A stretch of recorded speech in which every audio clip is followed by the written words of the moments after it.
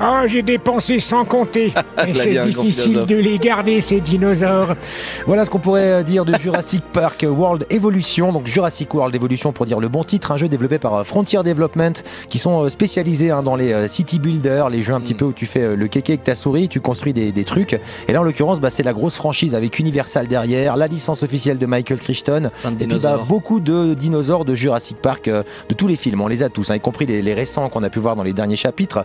Et donc voilà, c'est un jeu de simulation. On va devoir gérer trois choses. Donc on commence dans un parc standard avec déjà quelques petites choses d'installer, mais on va devoir faire en sorte que la science, le divertissement et la sécurité puissent évoluer dans ton parc.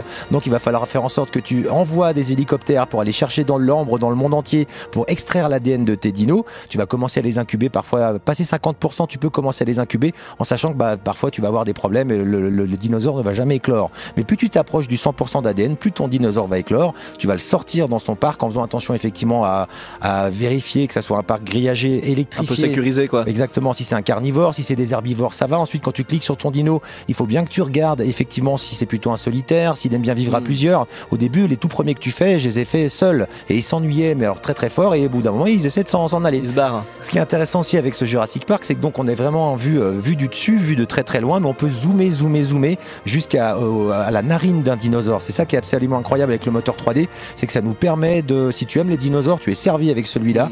La texture, la respiration, les mouvements, on sent vraiment qu'ils ont eu la base de données d'Universal et des films en disant servez-vous les mecs, faites-vous plaisir, et ça donne un truc sublime. Après, le côté city builder, il est un peu moins prononcé dans le sens que tu vas pas construire 60 000 bâtiments, tu vas prendre un bâtiment pour la recherche, tu vas prendre un bâtiment avec des gardes, un bâtiment avec des hélicoptères, et puis c'est tout. Tu vas faire un petit peu ton grillage, faire évoluer le grillage avec des barreaux en acier renforcé, barreaux acier renforcé électrifiés, et petit à petit, au fur et à mesure, tu vas déployer tes dinos en sachant que moi pour l'instant je suis encore avec des végétariens, c'est-à-dire que j'ai commencé à mettre des carnivores. Je peux te dire que quand le carnivore casse sa grille et qu'il va dans le parc, eh bien il commence à manger des touristes, et s'il mange des touristes, tu vas devoir le payer à travers les attaques en justice que tu vas te ramasser dans ton parc, etc.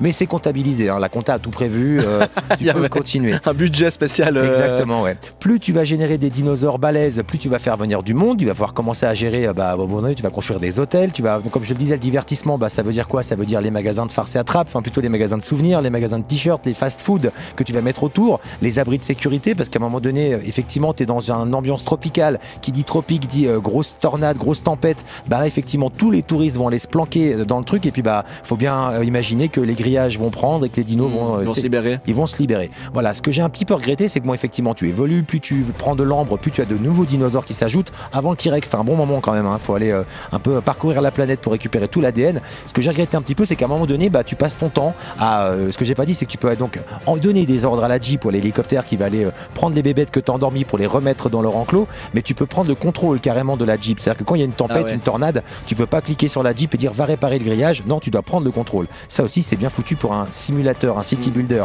Mais au bout d'un moment, tu passes quand même ton temps à vérifier toutes les leaks que tu as dans ta base. De temps à chasser les dinos Exactement. Toutes les 10 minutes, il y en a deux qui se font la malle à droite, un qui se fait la malle à gauche. Donc voilà, il faut vraiment bien gérer ces trois mamelles, à savoir science, divertissement, sécurité. Alors sécurité avant tout, parce que si t'as personne pour récupérer les dinos qui s'échappent, tu peux déjà fermer ton parc. C'était drôle, justement chez toi, tu me montrais ta partie, puis tout d'un coup on faisait pas attention, puis on voit des gens courir affolés. Il y avait un dino qui s'était enfui. J'avais le temps, c'était un herbivore.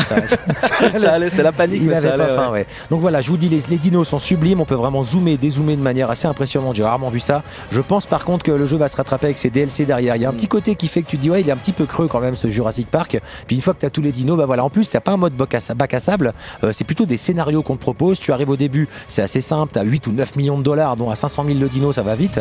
Par contre, dans le deuxième, tu vas arriver, la base sera déjà à moitié détruite, il y a une tornade, il va falloir déjà réparer la base, ensuite commencer. C'est scénarisé en fait. Exactement, c'est scénarisé. Et une fois que tu as fini tout le scénario, là il y a un mode bac à sable où tu fais comme tu veux. Moi je vous le conseille si vous aimez les dinos, je vous le conseille si vous avez un peu d'argent à mettre dedans, je crois qu'il est autour des 60 et quelques balles. Ouais. Après voilà, les premières heures sont sublimes, mais je me suis un petit peu essoufflé en imaginant que soit c'était moi qui avais mal joué, soit il y a du gros DLC à venir derrière. C'est le premier jeu Jurassic Park un petit peu quand même qui tient la route. On a eu quelques-uns, mais ça n'a jamais été vraiment hyper glorieux. Toute la bande son, toutes les animations, en tout cas techniquement parlant, il n'y a pas grand chose à lui retirer. Ah, c'est top. Voilà, un demi-point bar awards pour ce Jurassic Park World Evolution qui est disponible donc sur PC, PlayStation 4 et Xbox One.